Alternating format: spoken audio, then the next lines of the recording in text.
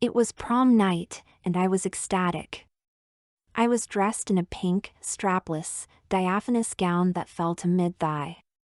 The bodice clung to my developing curves, but the neckline was high enough to remain tasteful. My opera-length gloves fit snugly around my arms. I wore my mother's pearls, and carried a small drawstring purse, while I paced nervously around our living room. Ella was there, dressed similarly. We stood for photos while our mothers beamed proudly. I felt beautiful, but was extremely nervous for some reason. Was I going to get stood up? Imagine going through all this trouble, only to have your date never arrive. I checked my hair in the mirror for the 100th time, and still, not a single strand was out of place. My lipstick was perfect. I couldn't find a single thing wrong, but I couldn't shake the pervasive uneasiness that penetrated my very being. I heard rapping at the door. For a moment my tension eased. Confidently, I strode to the entryway, and turned the knob to welcome our companions for the evening. Instead, I saw my father, blood pouring down his face, with an empty expression. I awoke in a cold sweat. Ella was sitting at the foot of my bed, with her hand on my leg. She already had her hair up in rollers, still wearing one of her nightgowns, but had foregone the dressing gown this particular morning. Time to get up, sleepyhead. It's already 7. I thought their game started at 9, I bemoaned, burying my face under my pillows. That is true, but you went to bed last night without taking off your makeup or setting your hair. We've got a lot of work to do. On top of all that, Mom's only working a half day today, so unless you want to have a conversation with her about your outfit, I suggest you get up. Don't forget, Missy, this was all your idea. Ella pulled the covers off of me, revealing my date outfit from the night before. I don't know how I ever managed to sleep in that crinoline. It was so stiff and scratchy. Ella unzipped my dress, and handed me the same dressing gown I'd worn the day before. After she left the room, I stripped down to my underwear, and threw on the gown. Following her instructions, I went to the bathroom, and used her cold cream to remove the smudged mess that was the corpse of the previous night's makeup. Through foggy eyes, I examined my reflection in the mirror while I brushed my teeth. My hair was a wreck. The ponytail hairpiece was left on my bed. Even without it, my hair still held that girlish wave, and did nothing to detract from my feminine appearance. Ella left a set of clean undergarments in the bathroom for me, and when I left, I was wearing a new mint green bra and panty set, and a matching camisole. In Ella's room, she'd already tossed several outfits on the bed. By then, she was already dressed in a long-sleeved black and white, checkered, button-down blouse, and a gray, knee-length pencil skirt. Still barefoot, she held several pieces up to my body, weighing the virtues and detriments of each combination. She settled on a short-sleeved, white button-down, with a little pointed collar, and a sky-blue circle skirt. I dressed in a half-slip and crinoline, then the outfit she decided on, and once again, I sat at her vanity table. She instructed me to just use a light dusting of powder, a soft eyeshadow with natural eyeliner, mascara, and soft, neutral, pink lips. She did the same for herself, and after brushing out her set into a stylish page boy, she worked her magic on me, and once again, I wore a perky ponytail, curling smoothly into a little spiral at the tip. After donning a pair of bobby socks, and lacing up a black and white pair of saddle shoes, I was ready for a day out and about. Ella teased, "Is this style to your liking, mademoiselle?" I retorted, sarcasm dripping from every word, "My bangs aren't as fluffy as yesterday, but it'll do. Don't get huffy with me. I'm not the one who wanted to get up and make myself pretty for my studies baseball game. I don't care about my studies baseball game. I care about seeing our Brooklyn Dodgers cream the Cincinnati Redlegs at Ebbets Field tonight. This getup and Andy's game are a means to an end. Also, shut up. He's not my steady." Ella pursed her lips, crossed her arms, and tapped her foot impatiently. I'm disappointed with you, Marion. Andy seems like a nice boy. It doesn't seem right, you taking advantage of him like this. I have half a mind to stay home and let you go out there on your own. Can you still see me from all the way up there on your high horse? You're one to talk, Ella.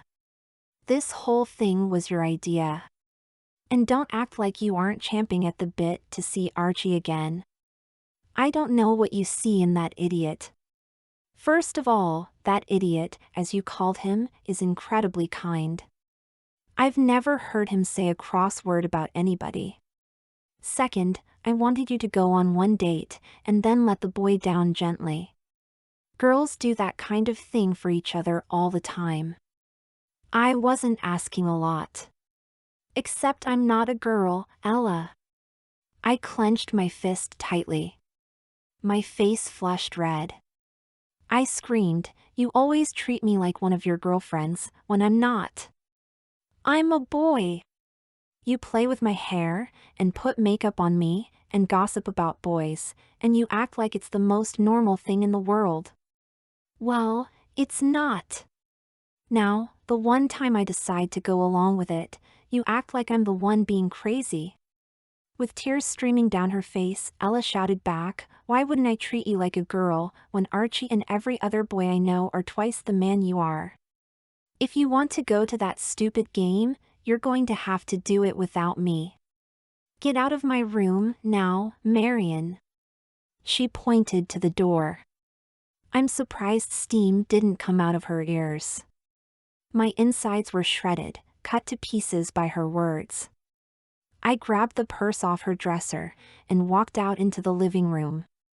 She slammed the door behind me. I sat on the couch in silence, crossing my legs at the knee.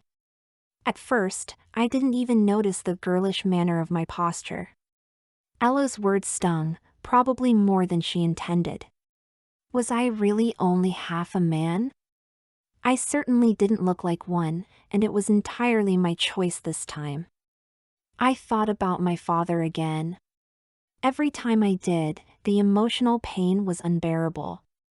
Unable to let myself contemplate the deeper meaning of my behavior, I steadied my resolve and left the couch.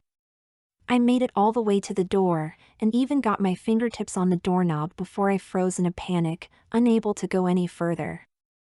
I just couldn't get the courage together, so I went back to Ella's bedroom door and knocked softly. "Ella, I can't do this without you. I really need you right now." No answer. I tapped a few times with the tips of my fingernails and tried again. "Ella, please. I'm sorry. Come out, and we can talk about it." Still nothing.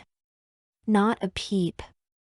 I realized then that I'd have to pull out my big gun. "Ella, I'm using my no questions asked. I need you to go with me."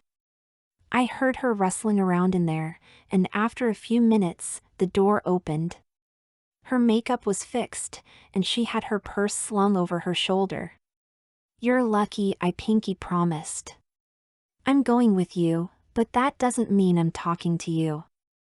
I wanted to apologize over and over again, but her withering glare said, "Proceed with caution." Since we were running low on time, I kept my mouth shut. Ella wrote a short note for her mom, and we made it out the door with 15 minutes to spare. We hopped the trolley across town. It was standing room only, as it often was on the weekends.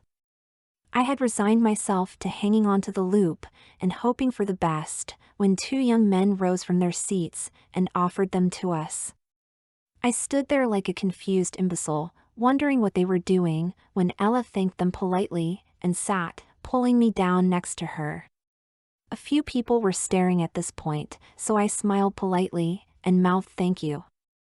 I remember feeling as though I was under the microscope of every passerby, but in reality, everyone that looked was probably thinking either lewd or romantic thoughts. We arrived at our stop, and the seas parted when Ella and I stood up. The last time I'd taken a trolley, I had to fight my way off, and even then, wound up writing for an extra stop. A person could get used to such a thing, and that thought scared me. We had to walk a few extra blocks to get to the park.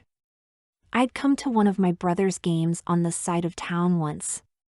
In our old neighborhood, they played in what basically amounted to a sandlot between a few buildings. Here, there was actual grass on the field. The lines were freshly marked, and there were actual bleachers for people to sit on while they watched. Some people think the sign of a prosperous neighborhood is a good school, or fancy restaurants, or even how many cars are parked on the road. To me, the answer lies in how nice your ball field is. I'm famished, Ella said curtly, nodding towards a hot dog cart on the corner. I'm still not talking to you, but you're buying. I opened my purse to see she'd stuffed the money her mom had left us in it, as well as some makeup to repair my face for when the occasion arose. We still had plenty of time to kill, so we ordered our food and walked around the park. I finished the hot dog in less than ladle-like time, so while I was waiting on Ella, I took off my shoes and socks and walked around the grass barefoot. Ever since I was a child, I loved the feeling of running barefoot through a field. It was something I rarely had the opportunity to experience. Anytime I could, I took full advantage. Ella! Archie's voice came ringing out across the park. In the distance, we saw him approaching with two feminine silhouettes. It was when they got close enough to see their faces that I truly started to panic. On his right was an older woman that I was not yet familiar with, but on his left was his sister, Eileen Connolly. In high school, I was invisible to Archie. He never noticed me, and he never had a reason to, but Eileen was a different story. On the social ladder, she was several rungs above me, so we had never spoken, but we were in the same homeroom all the way through middle school. I didn't know her very well, but one thing I did know was that girl had a mouth on her. Archie had dropped out of high school to work at his family's new butcher shop, but Eileen was a different story. Not only did we go to the same school before the accident, but we'd be going to the same new school next week. If she knew who I was, it was going to be a real problem. If Ella was Betty, then Eileen was Veronica. She was as sexy as a girl was allowed to be back then. We shared the same flaming red hair, though the similarities ended there. Her curly, chin-length bob featured a deep side part with the front lifting high off her scalp and swooping back down to the side. Unless school was in session, she was wearing deep red lipstick and a pencil skirt 2 fingers short of being modest. Ella, she squealed, embracing her as girls do when greeting each other. That's twice in 1 week I've seen you outside of school. This must be some kind of record. When I heard you were going on a date with my brother, I was ecstatic. He's had a crush on you forever. Archie turned 6 different shades of red. Shut up, sis, she doesn't need to hear all that. Eileen turned her attention to me and offered her hand politely. Is this what you did with my hairpiece? I shook her hand awkwardly and stuttered, hello. I'm Marion. Nice to meet you. Thanks for letting Ella borrow the ponytail. I cut my hair off a while ago, and I wanted to see what it looked like before I grew it back out, that is. Right, she said, raising an eyebrow to my clumsy response. You must be the Marion Andy's been going on about all morning. It's lovely to, meet you. Her expression was inscrutable. Well, I think your hair looks lovely, dear, the older woman said, reminding me of her presence. I'm sure it looks lovely short as well. I'd imagine you look just as lovely with your hair in curlers. She offered her hand and said, I'm Edith Barkley, Andy's mother. Nice to meet you. I shook her hand in return, nearly frozen. I managed to squeak out, nice to meet you, Mrs. Barkley. Sorry, I feel a bit out of place standing here with no shoes on. If you'll excuse me. I hurried to find a seat and slid my socks on. Mrs. Barkley giggled to herself and said, "No need for embarrassment, dear. Be young and carefree while you can."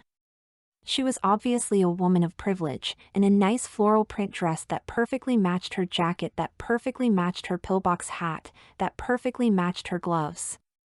Some people say that a matchy-matchy outfit is one of the worst fashion sins a person can commit. This woman was living proof that it could be done well. "What brings you to the park, Eileen?" Ella asked. She was just as surprised to see her as I was. Eileen replied, "Do you remember that boy I told you I was going steady with?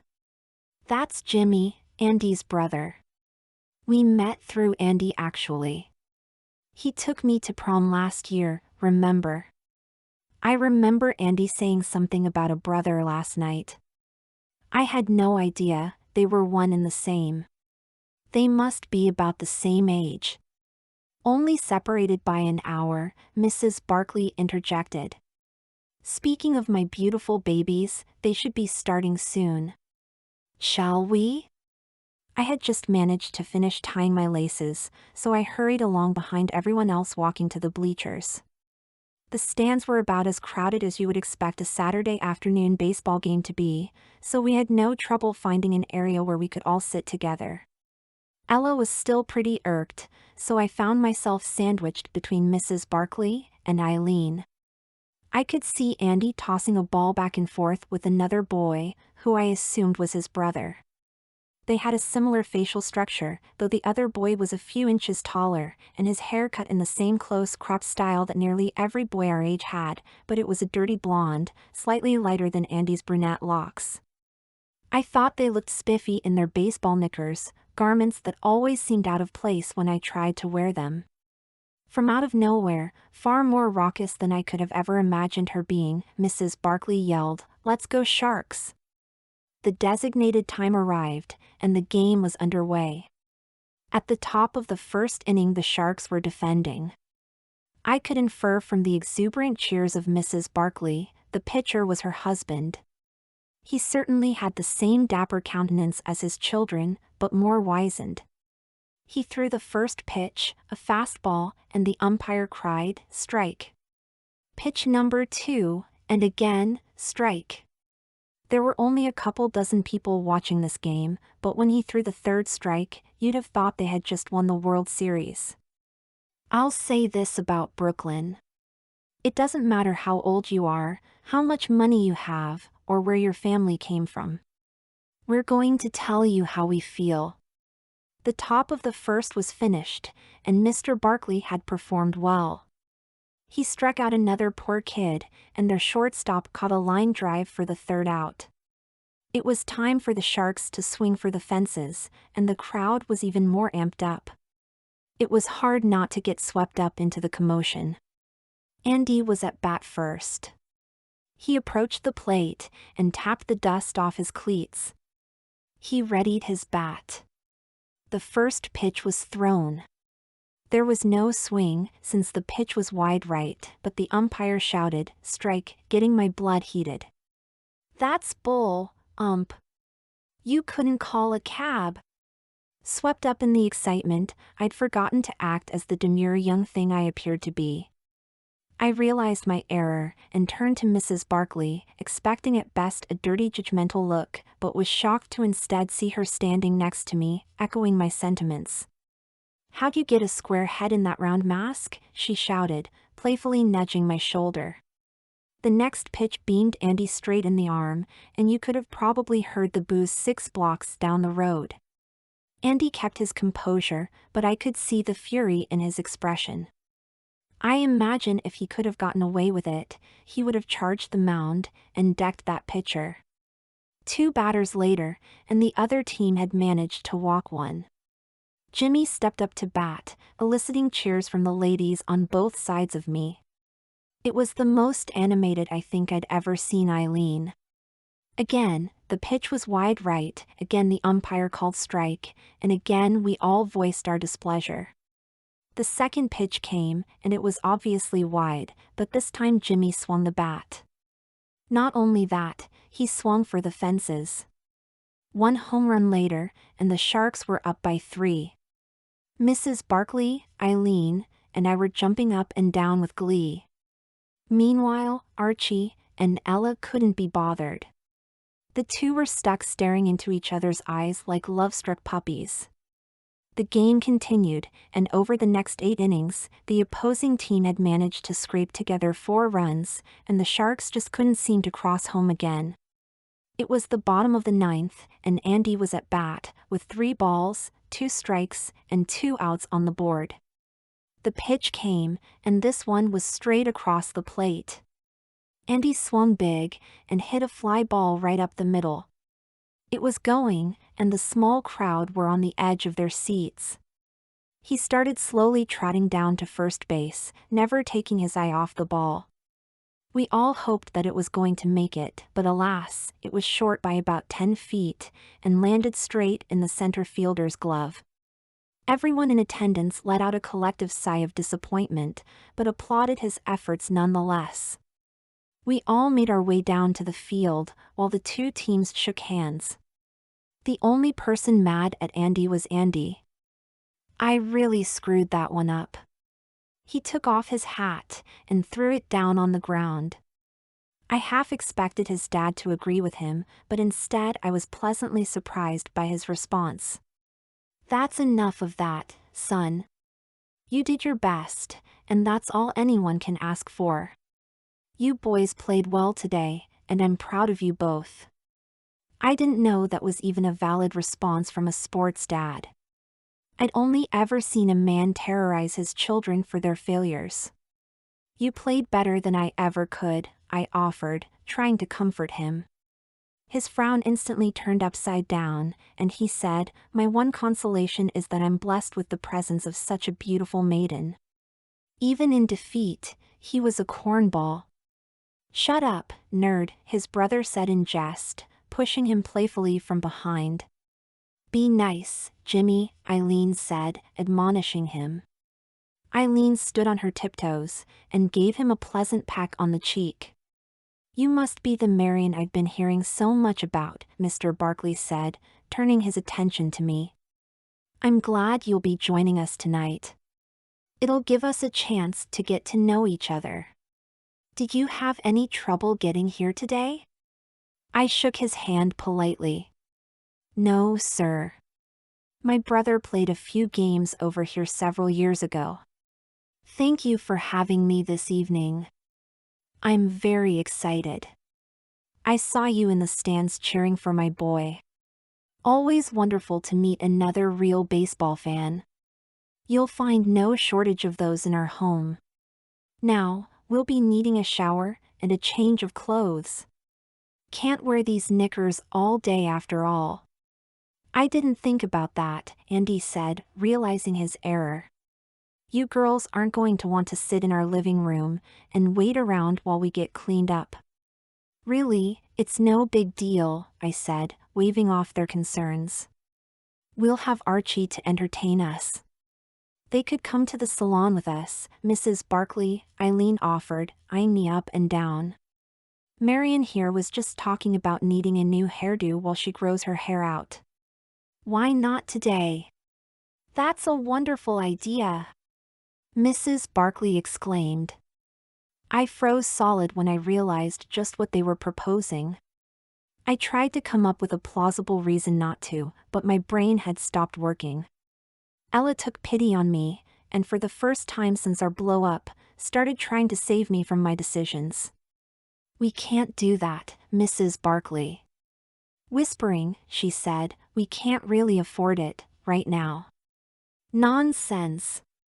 Mrs. Barkley was having none of it. It's my treat, of course. I live in a house full of boys. I never had a daughter to shower with the gifts a mother has to offer. I take every opportunity to share those pleasures with Eileen here when I can. Today I'll just have 3 surrogate daughters instead of 1. It's decided then. Eileen took me by the hand, and the 4 of us were off, leaving 4 silent men behind us. I think they all knew better than to argue with Mrs. Barkley. At the time, I got the impression that she was the true head of household. I didn't know exactly what to expect as we walked out of the park. It certainly wasn't a man in a black uniform and cap holding open the back door of a shiny new car. I didn't know a lot about cars back then. To be honest, I still don't really know anything about cars now, but I can say with 100% certainty that that Chrysler was the most expensive car I'd ever seen at that point, let alone ridden in. Eileen, Ella, and I piled in the back seat, with me in the middle, while Mrs. Barkley rode up front with her driver. Once our journey began, Ella leaned over and whispered into my ear, "When the hairdresser sees your hairpiece, just tell them you were sick. They won't ask too many questions, if they're polite. Just let them know you're growing it out, and they shouldn't do too much." At the time, I thought Eileen was lost in her thoughts, but I was about to find out that she was listening intently and forming a plan. After arriving at the salon, we didn't have to wait. Even with the 2 extra customers, the manager happily made room for us. I felt bad for whoever we bumped. Mrs. Barkley and Ella were taken to one side of the salon, while Eileen and I were taken to the other and seated right next to each other. A beautician, whose name I cannot remember, introduced herself to us and asked what services we were interested in, while fastening plastic capes around our necks to protect our clothes. Before I even had the opportunity to speak, Eileen answered for both of us. For me personally, I just need a trim and a fresh perm. Why fix what's not broken? Marion here has been very sick for a while though. She's on the mend now, but her hair is still very short. She's been wearing my hairpiece to cover it up, but I've been telling her short styles are in right now. All she needs is a new perm, set, and comb out, and she's a brand new girl. Isn't that right, Marion? Is there a reason you don't want a new do, for free on top of everything else? I fumbled to find any response at all that didn't end up with me going home looking like Lucille Ball, but nothing came to mind. I found myself nodding along, agreeing with whatever Eileen said, but inside, I was screaming for help at the top of my lungs. The beautician, with her bouffant hairdo, removed the hairpiece and left my hair to fall down, framing my face. She took us to the hair washing station and gave us both a thorough shampoo. With our damp tresses, we found our way back to our chairs. Her expert hands wound up my hair in a classic setting pattern, starting with a row of perm rods and wax paper rolled backwards away from my face, going from my forehead all the way back to my neck. From there, she rolled several rows down the sides, and then several more rows down the back, only leaving my bangs loose when all was said and done. Just as quickly, she did the same with Eileen. The next step in the process was adding the perm solution. It was cold, but that wasn't the worst part. The odor was so pungent that it burned in the back of my nose. I had a new level of respect for the effort girls had to put into their appearance. It was only the start of my first perm, and I was already ready for the process to be over.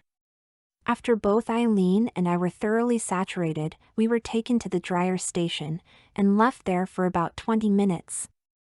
I tried several times to ask Eileen why she told them all that stuff, but she either couldn't hear me or just plain refused to acknowledge that she did. Back at the hair washing station, a cold neutralizing solution was poured over our perm rods and left to do its magic.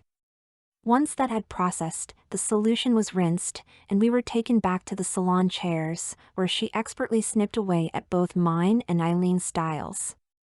Eileen's hair was simple, since all she did was clean up the ends. For me, on the other hand, the beautician took her time, snipping away at my split ends, and then cutting in the clean lines of my style. Once she was satisfied, she rolled both of us up in curlers, and it was back to the dryer for another 30 minutes. I was okay for about 5 minutes, and then the boredom crept in.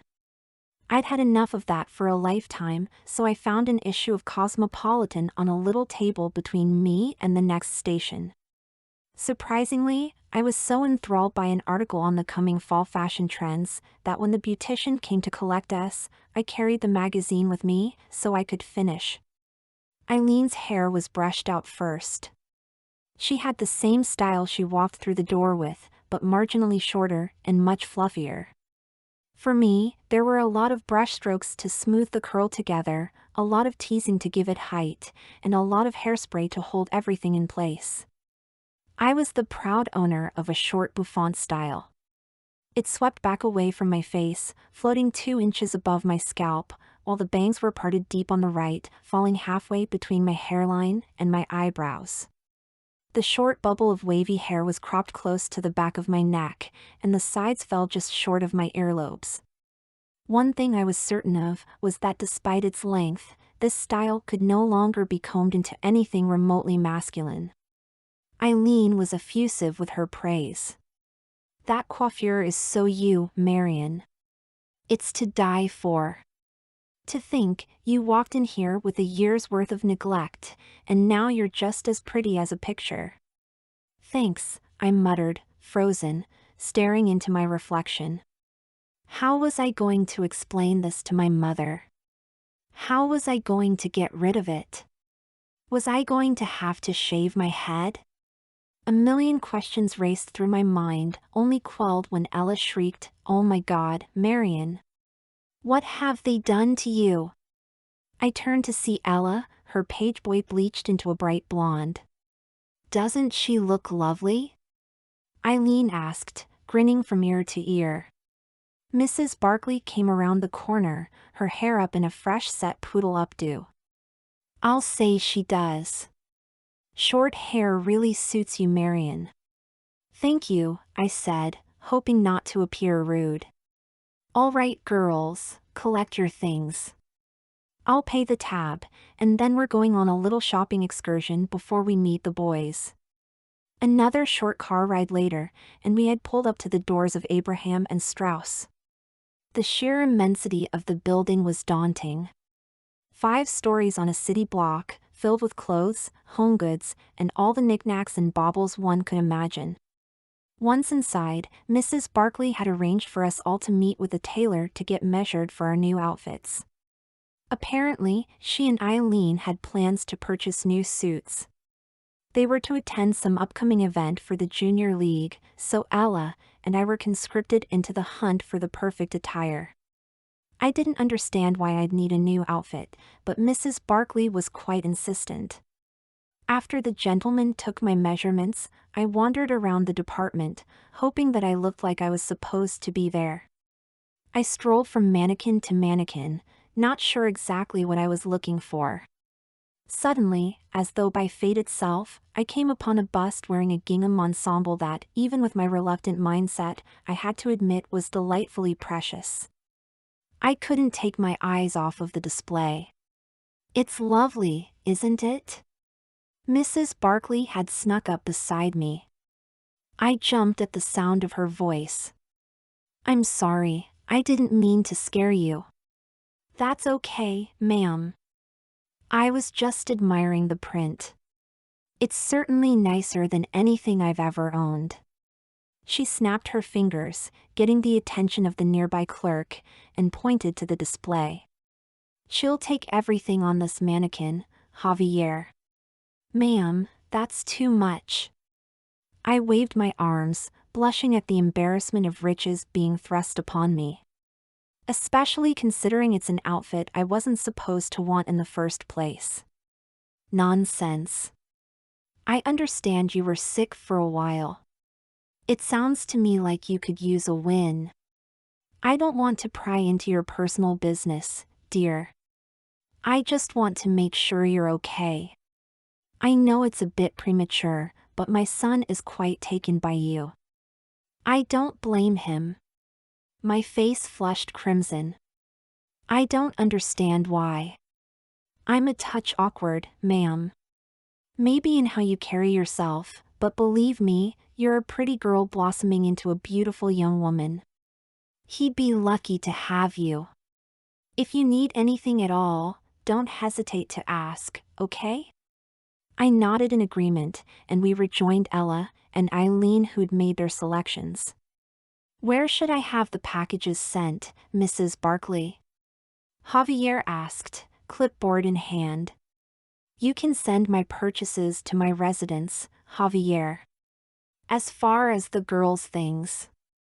She paused and waited for us to answer. "You can send them all to my address, Javier," Eileen answered for us. She explained, "just to keep things simple. We only live a few blocks from each other, and I'm sure Archie would love any excuse to pay Ella a visit." At this point, Eileen was still a mystery to me. Whatever the case, I was just glad a dress wouldn't be delivered to our apartment with my name on it. Almost as if an afterthought, she came up with a plan. "Actually, girls, tonight we could have a sleepover, and then you two could come to church with my family in the morning, if you'd like." "I'd love to have you. We could do each other's hair, talk about boys, tell each other secrets." Her tone was sweet, but I knew then and there that she wasn't asking. "That sounds wonderful, Eileen," I said calmly. Really though, I was terrified of what she'd do if I said no. "Sure, Eileen," Ella said, shooting me a side-eyed glance. Mrs. Barkley gave a nostalgic monologue on gal pals while we trailed along behind her. She didn't know it, but the tension between the three of us was as thick as a week-old stew. When we were seated in the back seat of the car again, Eileen smiled at us both, but never said a single word for the entire drive. Ella and I, in complete disbelief, huddled up together in the back seat. I knew there was no easy way to just walk away from all of it by then. The only real option we had was to see it through to the end. When we pulled up outside of Ebbets Field, all the fears, insecurities and anxieties I had been experiencing went right out the window. The majestic structure stood tall in the north of town, and was one of the main reasons I was proud to be a Brooklyn native. We still had an hour before the first pitch, so I took my time walking to the gates, taking in every sensation, from the bustle of the crowd to the smell of peanuts. Excitement was in the air. The Dodgers were having their best season ever, after all. Out front, Archie and the Barkley men were waiting for us. "Your hair!" Andy exclaimed when he saw me approaching. I blushed and tried to hide behind my hands. "Is it that bad?" He took my hands in his and looked deep in my eyes. "Hey there, Dolly. Don't cry. I was just surprised, is all. It's real nifty. You look great, Marion."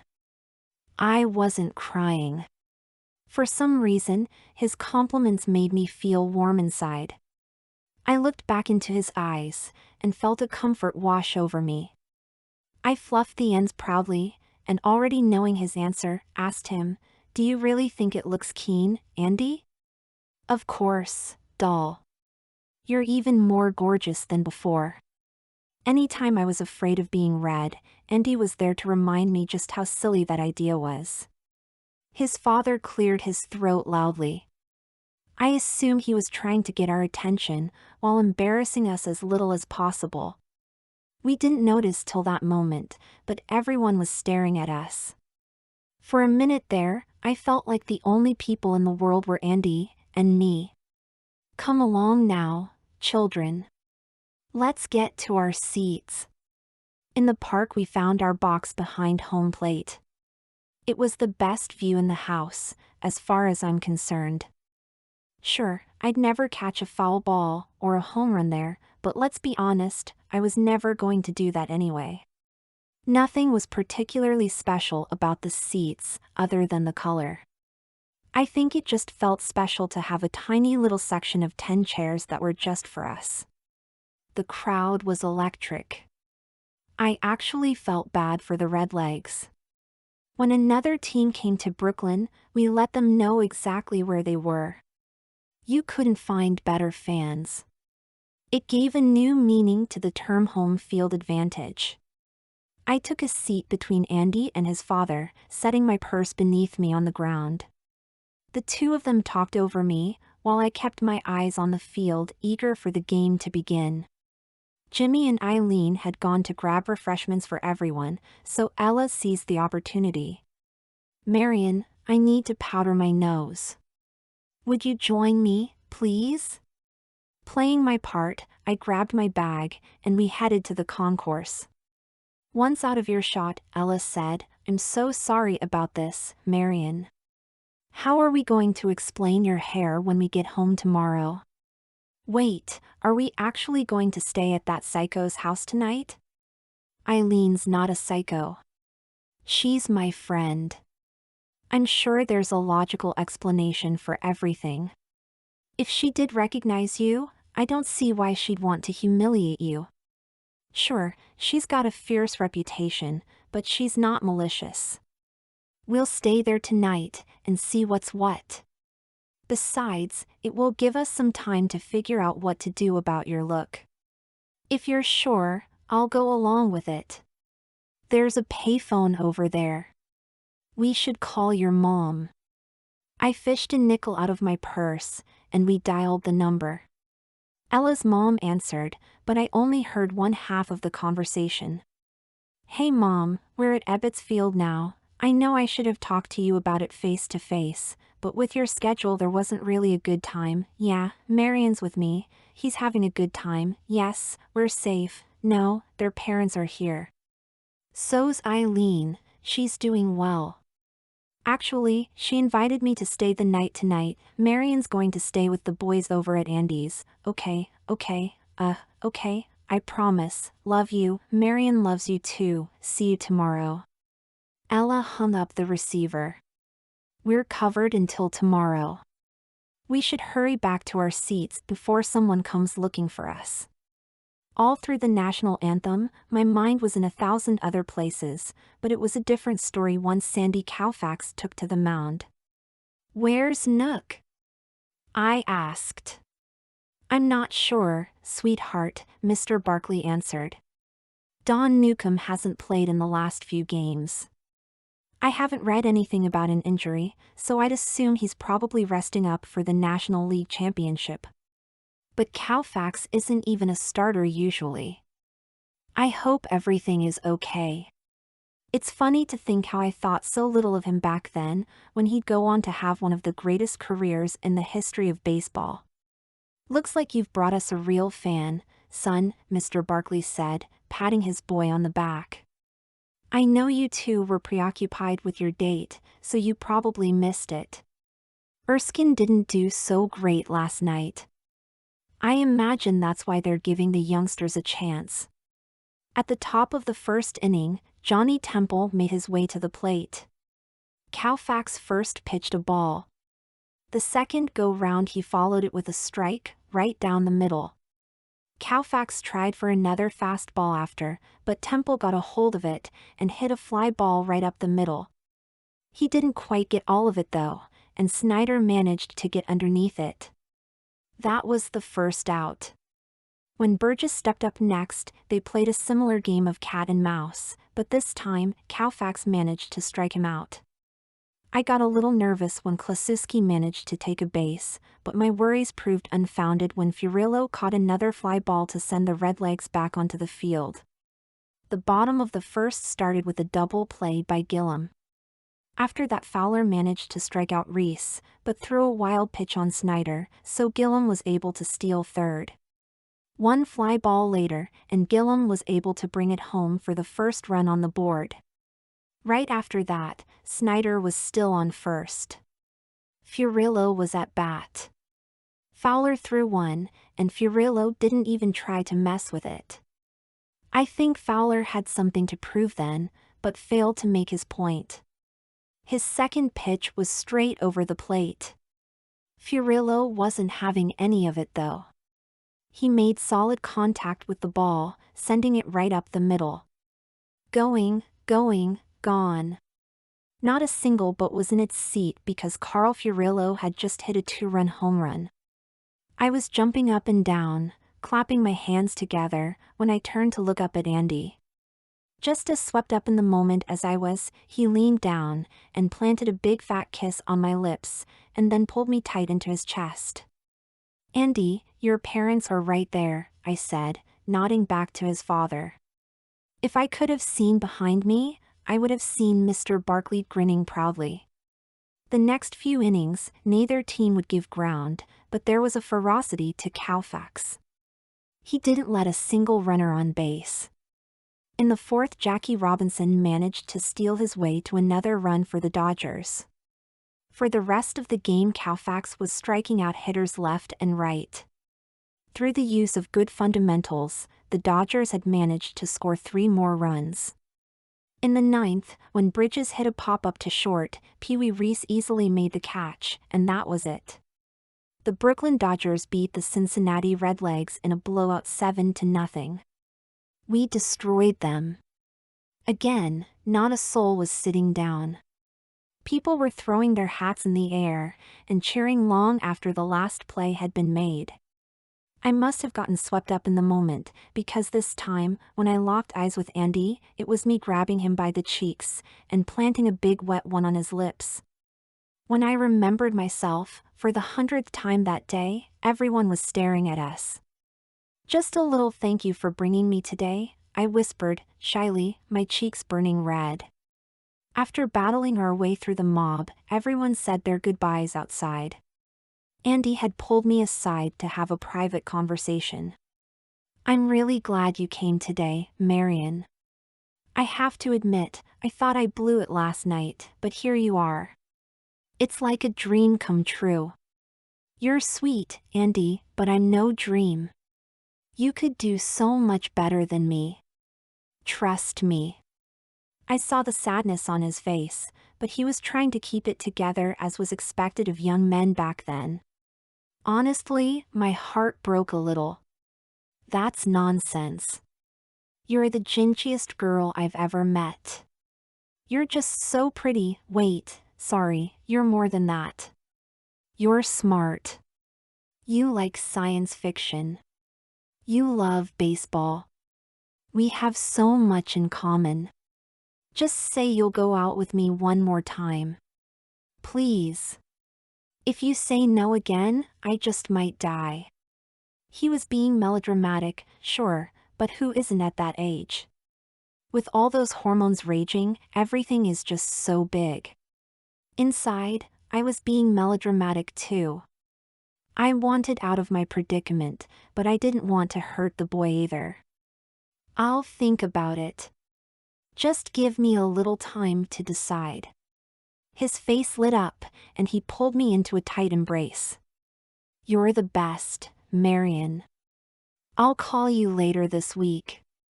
Him calling me was not part of the plan. I'd definitely have to worry about that when the time came. Whatever the case, I'd have to discuss it with Ella later. Ella, Eileen, and I were saying our goodbyes before we walked to the trolley stop.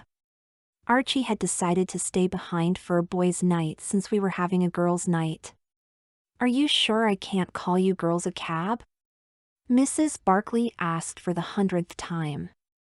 "I just don't feel right about leaving you to fend for yourselves." "We're okay, Mrs. Barkley," Eileen assured her. "We live in Williamsburg.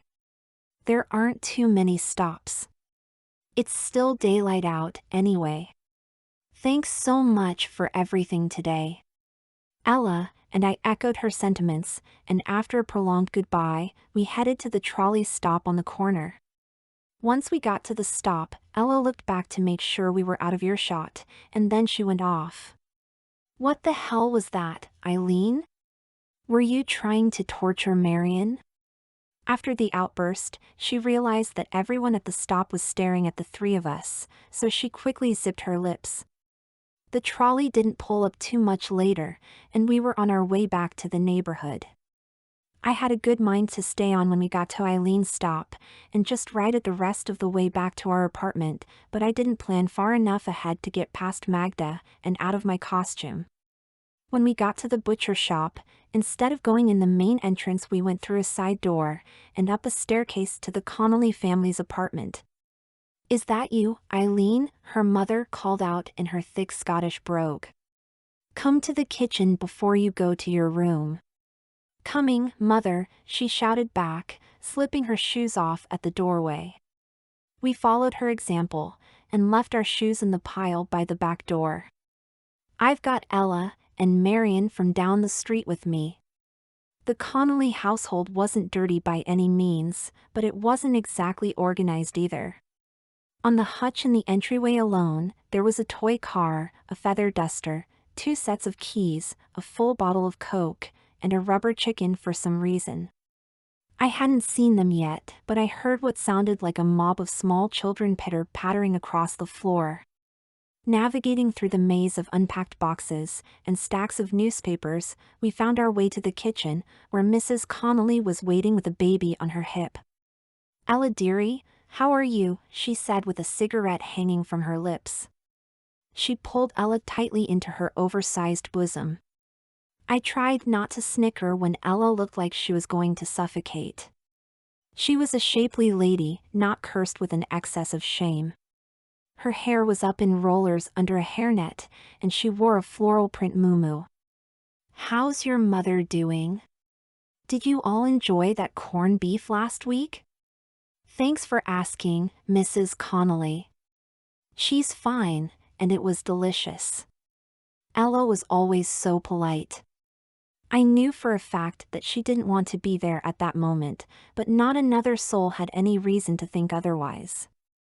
And who do we have here? Mrs. Connolly asked, turning her attention to me. Eileen answered for me. Mother, this is Marion. She and her mother live with the Kowalskis. Oh, right. I don't know why, but I thought I remembered there being a boy there though. Oh well. Obviously that wasn't right. It's nice to meet you, dearie. She pulled me into her bosom this time. She might have been underdressed, but she was certainly wearing an ample amount of perfume. That reminds me. A delivery boy dropped off some packages for you a little while ago. I hope you're not taking advantage of Mrs. Barkley. Eileen shrugged her off. I'm not, Mother. She's just a nice woman who likes to lavish gifts on people. Who am I to stop her? Only some of those things are mine anyway. The rest are for Marion and Ella. I just had them deliver them here, since the store already had our address on file. Okay. I suppose that's fine. You had better write her a nice thank you note for this though. Of course, Mother. I always do. Anyway, if it's okay with you, Ella and Marion are going to stay here tonight and go to church with us in the morning. We're going to have a slumber party. You know. Do each other's hair, talk about boys. That kind of thing. I don't see why not, Mrs. Barkley said, stroking her chin. As long as their mothers are fine with it. Thank you, Mother. Eileen said, kissing her mom on the cheek. Can we order pizza for dinner? I suppose. You lot run along now. I've got a dozen more bottles to boil. We stepped into the hallway where 3 heads of curly red hair came out of a room and blew past our waist in a blur, giggling the entire way. When we stepped through the door to Eileen's room, it was obvious she was a different animal from the rest of her family.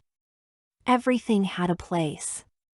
Her bed was perfectly made up, hospital corners and all. It was the quintessential teenage girl's bedroom, decorated in lace and frills. Okay, enough bullshit, Eileen. Ella said as soon as the door closed behind her. I'd never heard her be so vulgar before. What is going on? Why did you Shanghai Marion into getting that haircut? Are you trying to punish him for something? Yeah, I said, joining in the interrogation. I thought you didn't even know I existed. What have you got against me? Why are you torturing me? Torturing you? Eileen was shocked at the accusation. I'm not torturing you. You look amazing. Of course I know you exist. We were in the same classes in middle school. You were the only other kid in our grade with fiery red hair. We even had a few classes together in high school, before my family moved to Williamsburg. I think it was serendipitous that you followed behind. Marion, I love you. You love me? Ella wasn't having any of it. You love him? That's insane. You don't even know him. Not romantic love, Ella. I mean, I love what you're doing. I love the way you look. It's all so thrilling. From here on out, I want to take care of you and guide you along your path. You know, Helen Leibovitz and I used to whisper about you in homeroom. You were just so pretty. The first time we saw you in 5th grade, we debated for hours on whether you were a boy or a girl. She thought she'd won. She said it was obvious, since you were wearing pants to school, but I wasn't convinced. I knew I was right when you turned up this morning, looking like a young Irish Doris Day. When I heard about your accident, I was terrified that it had ruined that pretty face of yours. Instead, you came back from it even more beautiful. That kind of thing just doesn't happen. It's fate. You're not right, Eileen. You're insane, is what you are. I might be wearing this getup, but underneath it beats the heart of a red-blooded male. I tried to sound commanding, but I was so flustered, my arguments squeaked out in a far less than intimidating fashion. I'm not talking about how you look, darling. Sure, I'd spend hours sitting behind you in class imagining how cute you'd look with twin plaits in your hair. I mean, when the beautician asked what you wanted, and you fumbled like a buffoon, I saw an opportunity to help you along your way. You needed a style that suited you, and now you have one. You couldn't wear my ponytail forever anyway. I was going to want it back sooner or later. But I didn't want a new style, Eileen. All this was supposed to be temporary. It's true, Eileen. It started as a bit of fun, and then Archie saw him by pure chance. Somehow it led to him asking us on a double date with him and Andy. It just got out of hand.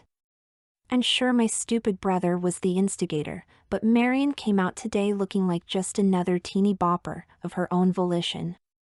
That was just to see the baseball game, Eileen, I said defensively. I took advantage of Andy. Believe me. I'm regretting that now.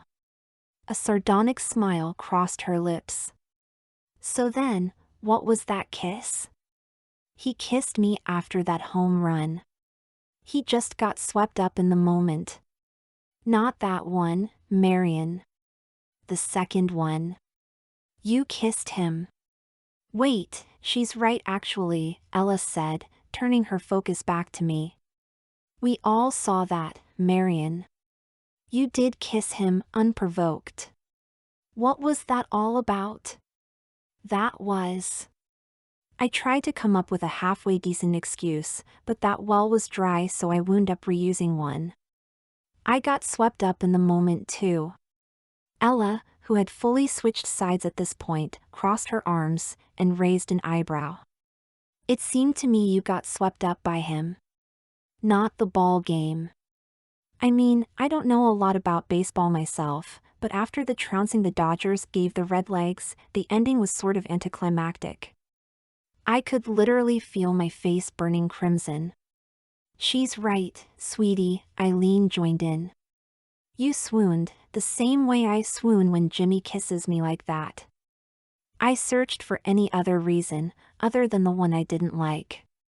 There was a cognitive dissonance between the person I thought I was supposed to be, and the person I'd been since my date the previous night. Unable to respond, I froze up, and a single tear streamed down my cheek. Don't cry, baby, Eileen said, embracing me. You don't have to figure it all out right now. Ella wrapped her arms around both of us, and we sat in a group hug for a few minutes, while I processed exactly what was going on. When she finally released me, Eileen offered, "You know, you're stuck here till tomorrow afternoon. You might as well relax and enjoy the slumber party. Leave tomorrow's problems for then." I wiped my face and silently nodded in agreement. As a group, we decided what kind of pizza we wanted, and Eileen placed the order.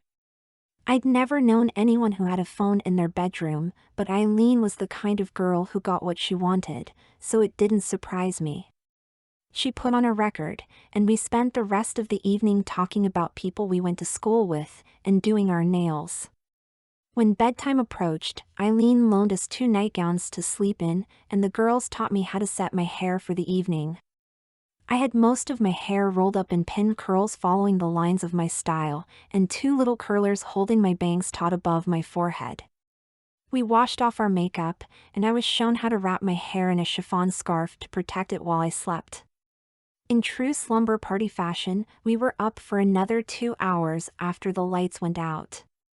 We couldn't stop joking around and asking each other silly questions. I'm not even sure exactly when I drifted off. The hairpins did take a little getting used to, but soon enough we were sound asleep, and tomorrow's problems would have to wait for me to wake.